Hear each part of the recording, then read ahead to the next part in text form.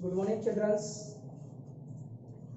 आपका AMPS online classes में स्वागत है। मैं महेश चंद महावर आपको हिंदी पढ़ाऊंगा और सबसे पहले हम प्रारंभ से व्याकरण से स्टार्ट करते हैं। तो सबसे पहले व्याकरण के बारे में जानेंगे, आखिर व्याकरण होता क्या है, व्याकरण किसे कहते हैं, इसकी परिभाषा क्या है। तो व्याकरण एक ऐसा शास्त्र है या ऐसी विद्या है जिसके माध्यम से हम किसी भी भाषा को शुद्ध लिखना, पढ़ना या समझना सीखते हैं। तो आओ देखते हैं व्याकरण की परिभाषा।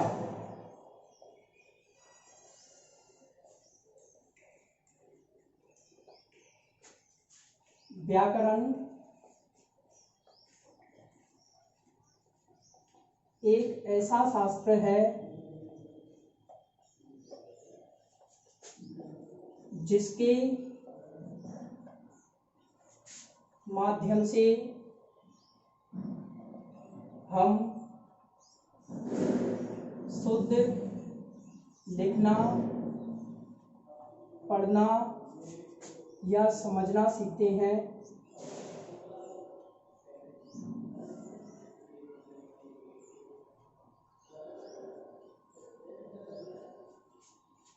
तो ये व्याकरण की परिभाषा हो गई। किसी भी भाषा को शुद्ध रूप से लिखना, पढ़ना, समझना, यही व्याकरण है। व्याकरण के 3 अंग माने जाते हैं। व्याकरण के अंग,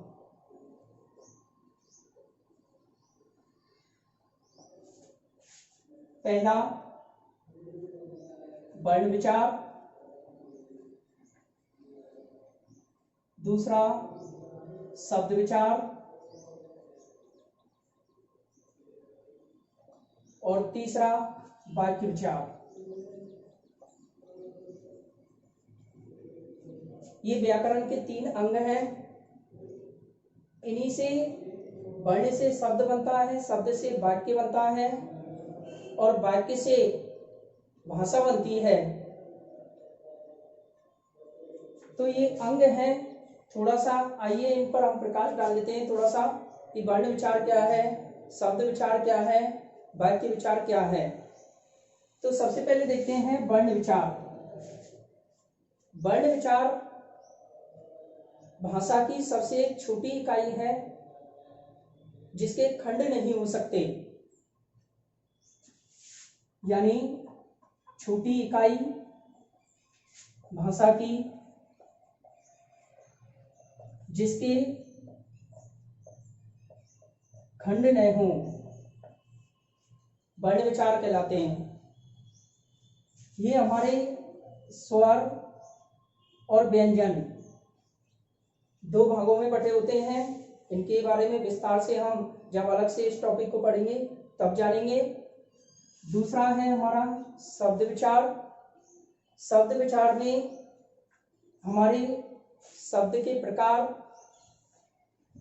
तो शब्द के प्रकार हमारे प्रयोग के आधार पर, अर्थ के आधार पर, रचना के आधार पर, व्युत्पत्ति के आधार पर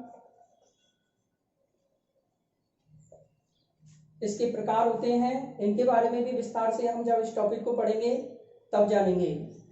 अगला है वाक्य विचार। वाक्य विचार में वाक्यों के प्रकारों को हम पढ़ेंगे। ये भी अर्थ, रचना और प्रयोग के आधार पर होते हैं। इनके बारे में भी जब हम इस टॉपिक को पढ़ेंगे तब जानेंगे। तो अब हम अपने कोर्स के अंतर्गत जो टॉपिक्स आते हैं उन्हीं के बारे में यहाँ डिटेल से पढ़ेंगे। तो सबसे पहले हम देखते हैं इसके अंतर्गत हमें शब्द विचार को लेना है। यहाँ तक हमने जो पढ़ा था एक सामान्य जानकारी थी व्याकरण की। व्याकरण क्या है, इसकी परिभाषा क्या है, इसके अंतर्गत क्या आता है। अब हम इसके अंतर्गत पढ़ेंगे शब्द विचार। और शब्द विचार में प्रयोग के आधार पर शब्द 2 प्रकार के होते हैं। यहाँ से हमारा ग्रामर का टॉपिक स्टार्ट होता है। तो हमारे शब्द दो प्रकार के होते हैं प्रयोग के आधार पर। पहला विकारी शब्द और दूसरा है अविकारी शब्द।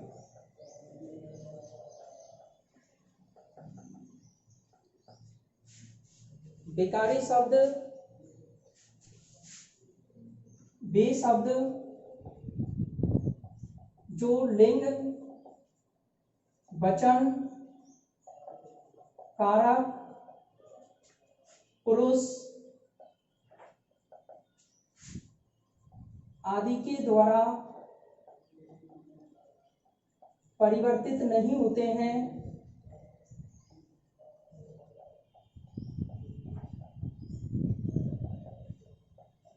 उन्हें विकारी शब्द कहते हैं।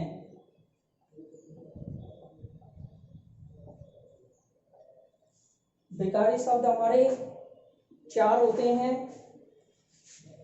नंबर 1 संज्ञा, नंबर 2 सर्वनाम, नंबर 3 विशेषण और नंबर 4 है क्रिया। ये हमारे विकारी शब्द होते हैं क्योंकि इन शब्दों में लिंग, वचन, कारक और पुरुष आदि के द्वारा परिवर्तन हो जाता है, कोई विकार आ जाता है, कोई दोष उत्पन्न हो जाता है।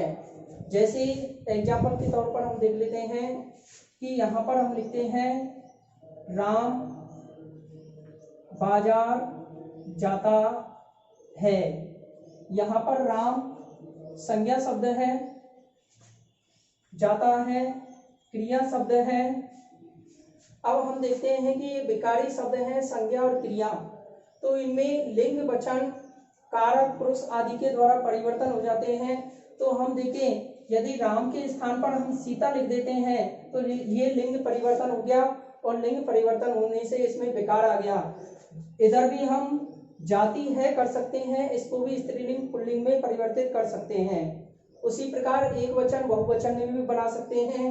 वह बाजार जाता है, वे बाजार जाते हैं। इस प्रकार वचन के आधार पर, लिंग के आधार पर, कारक के आधार पर इनमें परिवर्तन हो जाता है और जिन शब्दों में परिवर्तन हो जाता है उन्हें हम विकारी शब्द कहते हैं। इसके बाद में नंबर 2 है हमारा अविकारी शब्द। अविकारी शब्द को हम अव्यय शब्द भी कहते हैं। ठीक इसके विपरीत इसकी परिभाषा होगी सेम। वे शब्द जो लिंग, वचन, कारक, पुरुष आदि के द्वारा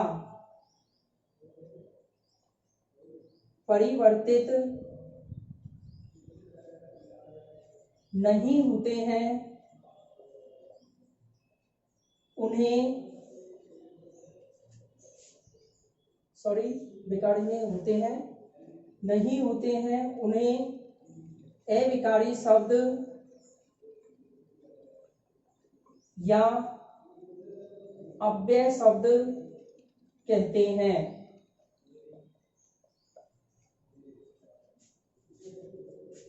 वे शब्द जिनमें लिंग, वचन, कारक, पुरुष आदि के द्वारा परिवर्तन नहीं होता है, कोई विकार उत्पन्न नहीं होता है, उन्हें अविकारी या अव्यय शब्द कहते हैं। ये भी हमारे 4 होते हैं। पहला क्रिया विशेषण अव्यय,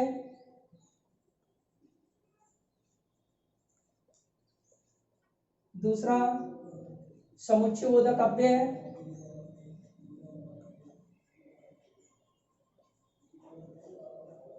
तीसरा संबंधबोधक अव्यय,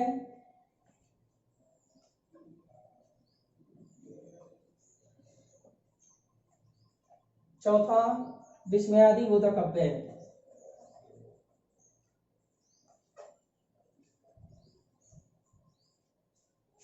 चार होते हैं क्रिया विशेषण अव्यय, समुच्चयबोधक अव्यय, संबंधबोधक अव्यय, विस्मयादि बोधक अव्यय।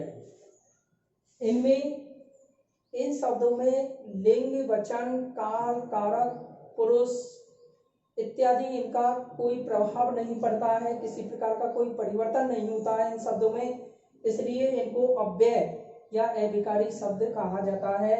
जैसे हम एग्जाम्पल देख लेते हैं कि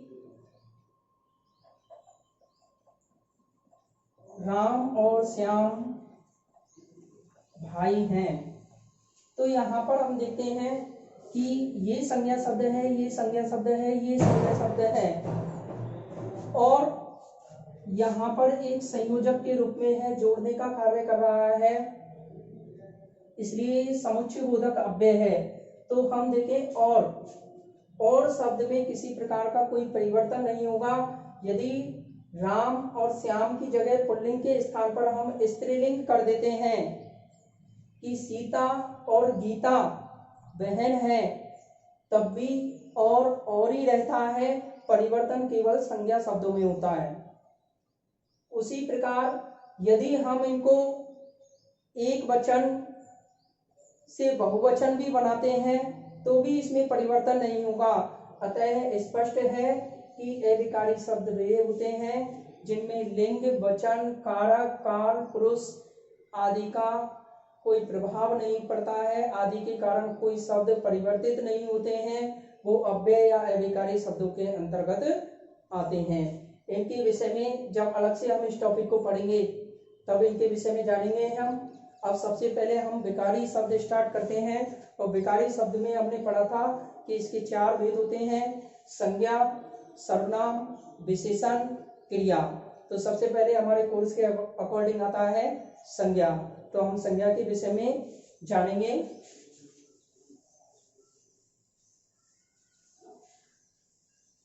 विकारी शब्द ये पहला है संज्ञा। संज्ञा हम प्रारंभ से ही पढ़ते आते हैं। नाउन, संज्ञा को हम नाम भी कह सकते हैं। नाम अर्थात किसी का भी नाम है तो वह संज्ञा है। यदि किसी की पहचान नाम से हो रही है, हम नाम से किसी वस्तु, प्राणी या किसी भी चीज को जान रहे हैं तो वो सब संज्ञा के अंतर्गत आते हैं। तो संज्ञा को हम नाम भी कह सकते हैं और नाम ही संज्ञा होती है। तो संज्ञा की परिभाषा के बारे में जानते हैं। सबसे पहले संज्ञा वे शब्द जिनसे किसी व्यक्ति, वस्तु, स्थान या प्राणी के नाम का बोध होता है,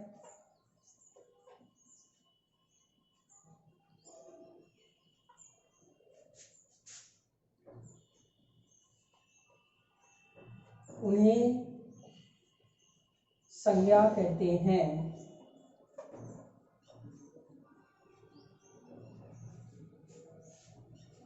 जिन शब्दों से किसी भी व्यक्ति, वस्तु, स्थान, प्राणी या भाव के नाम का बोध हो वे सभी संज्ञा कहलाते हैं। जैसे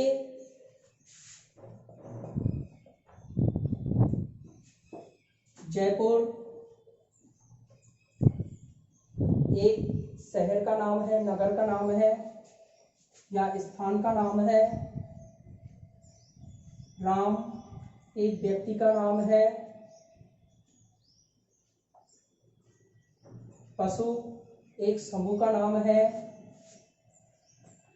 मानवता एक भाव का नाम है, इत्यादि। ये सभी संज्ञा कहलाते हैं। अब संज्ञा के भेदों के बारे में हम जानते हैं। संज्ञा के 3 भेद होते हैं। संज्ञा की तीन भेद होते हैं।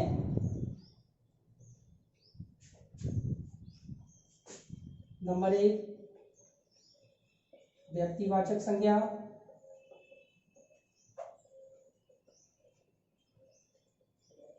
नंबर 2 जातिवाचक संज्ञा,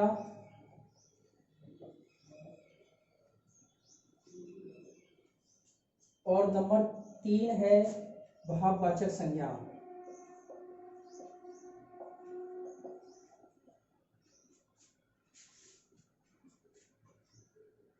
हम जान लेते हैं यहीं पर जातिवाचक संज्ञा को अलग से 2 भागों में बांट दिया जाता है कहीं कहीं पर। तो इस प्रकार से कहीं इसके 5 भेद भी बता दिए जाते हैं, वो जातिवाचक के ही रूप होते हैं। तो जातिवाचक के 2 भेद, समुदायवाचक संज्ञा, दूसरा है द्रव्य वाचक संज्ञा, जैसे भीड़, सेना, गुलदस्ता, ये सभी समुदायवाचक के अंतर्गत आते हैं। द्रव्य में हमारा सोना, चांदी, दूध, इस तरह से ये द्रव्यवाचक में आते हैं। तो संज्ञा के मुख्यतः तो 3 ही भेद होते हैं। पहला व्यक्तिवाचक संज्ञा, दूसरा जातिवाचक संज्ञा और तीसरा है भाववाचक संज्ञा। तो इसके पहले भेद के बारे में हम जानते हैं। व्यक्तिवाचक संज्ञा किसे कहते हैं? देखिए,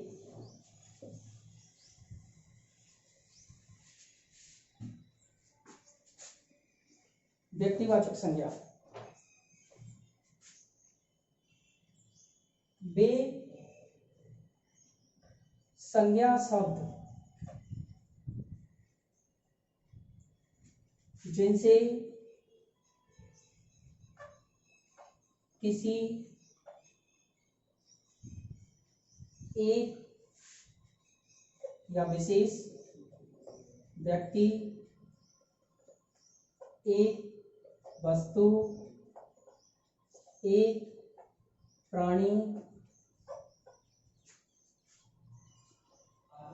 एक स्थान के नाम का बोध होता है,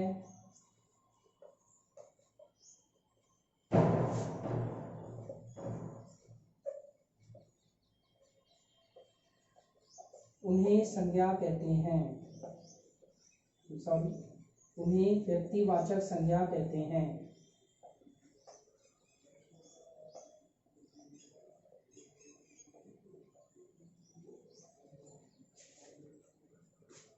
वे संज्ञा शब्द जिनसे किसी विशेष व्यक्ति, वस्तु, स्थान, प्राणी, या फिर कह सकते हैं वे संज्ञा शब्द जिनसे किसी एक व्यक्ति, एक वस्तु, एक स्थान, एक प्राणी के नाम का बोध होता है, उसे व्यक्तिवाचक संज्ञा कहते हैं। जैसे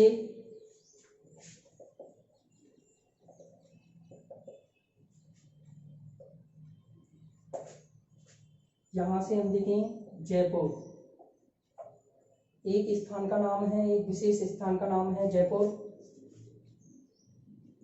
राम एक विशेष व्यक्ति का नाम है।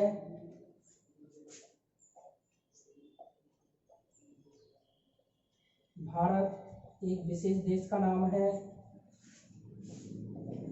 कमल एक विशिष्ट पुष्प का नाम है। हिमालय एक विशेष पर्वत का नाम है, आदि।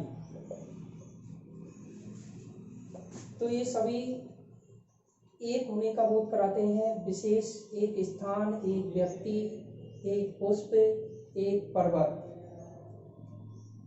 इसलिए ये व्यक्तिवाचक संज्ञा कहलाएंगे। ये सभी क्या है? व्यक्तिवाचक संज्ञा। तो ये हमारी व्यक्तिवाचक संज्ञा एक बार पुनः देख लेते हैं। वे संज्ञा शब्द जिनसे किसी एक विशिष्ट व्यक्ति, वस्तु, स्थान, प्राणी के नाम का बोध होता है, उन्हें व्यक्तिवाचक संज्ञा कहते हैं। नंबर 2 आता है अपना जातिवाचक संज्ञा।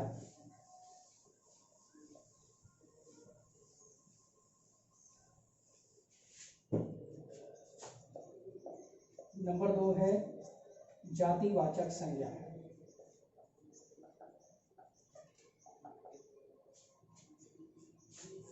जातिवाचक संज्ञा उसी तरह से वे संज्ञा शब्द जिनसे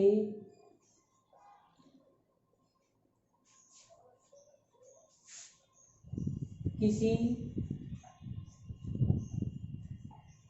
स्त्री या पुरुष दोनों आ जाते हैं इसके अंतर्गत, जाति बोलते हैं इसको, जाति को स्त्री या पुरुष की जाति। वे संज्ञा शब्द जिनसे किसी जाति का बोध होता है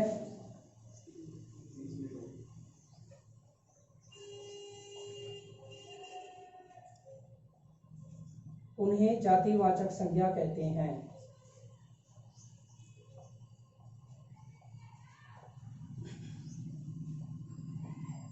इस परिभाषा में हम और भी ऐड कर सकते हैं, लेकिन इसको इसके प्रकारों के अंतर्गत देखेंगे हम अलग से। तो अभी हम इतना ही, वे संज्ञा शब्द जिनसे किसी जाति का बोध होता है उन्हें जातिवाचक संज्ञा कहते हैं। जैसे यहाँ पर हम पुरुष को ले लें तो एक पुरुष जाति हो गई, या हम मानव को ले लें तो ये जाति हो गई, पशु ले लें, पक्षी ले लें तो ये सभी जाति हो गई। जाति का बोध करा रहे हैं, चाहे ये स्त्रीलिंग है या पुल्लिंग है, सभी जाति के अंतर्गत आएंगे। तो जो जाति का बोध कराते हैं वो जातिवाचक संज्ञा कहलाते हैं। अब जातिवाचक संज्ञा के दो भेद होते हैं, दो भेद हैं इसके। नंबर 1 समुदायवाचक,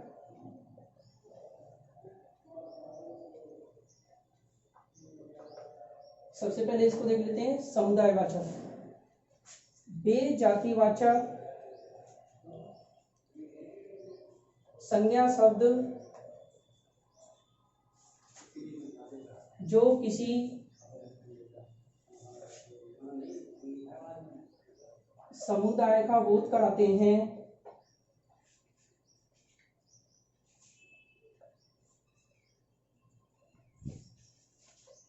उन्हें समुदायवाचक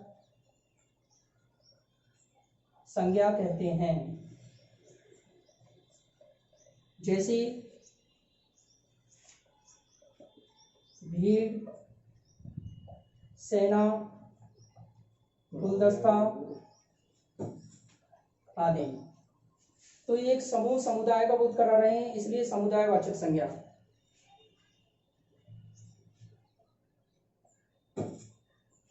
नंबर 2 द्रव्यवाचक।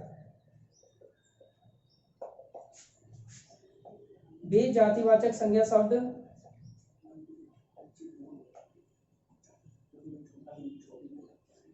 जो किसी पदार्थ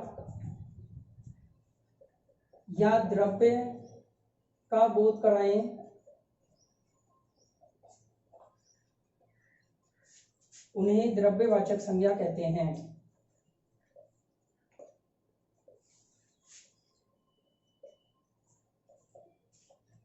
जैसे सोना, चांदी, दूध आदि, ये द्रव्यवाचक के अंतर्गत। तो इस तरह से ये सभी जातिवाचक के अंतर्गत आते हैं। चाहे तो हम इसको ऐड कर सकते हैं, यदि एग्जाम्पल आता है तो चाहे भीड़ हो, सेना हो, सोना हो, दूध हो, कुछ भी हो, सभी जातिवाचक संज्ञा माने जाते हैं। शेष हम अगले पार्ट में देखेंगे। Thank you.